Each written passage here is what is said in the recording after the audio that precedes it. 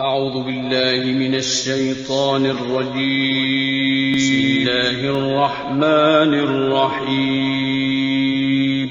هل أتاك حديث الغاشية وجوه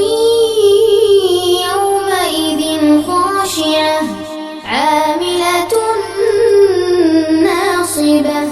تصلى نارا حامية تسقى من عين آنية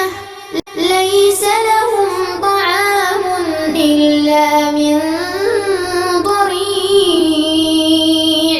لا يسمن ولا يغني من جوع وجوه يومئذ ناعمة لسعيها راضية في جنة عالية لا تسمع فيها لاغية فيها عين جارية فيها سرر مرفوعة وأكواب موضوعة ونمارق مصفوفة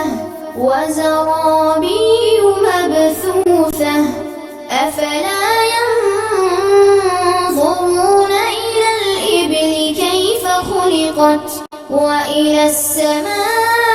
السماء كيف رفعت وإلى الجبال كيف نصبت وإلى الأرض كيف سطحت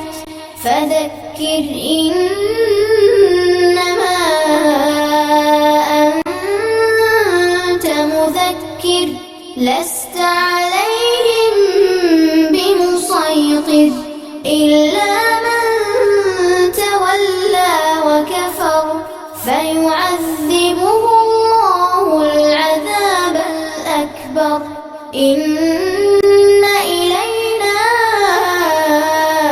إيابهم ثم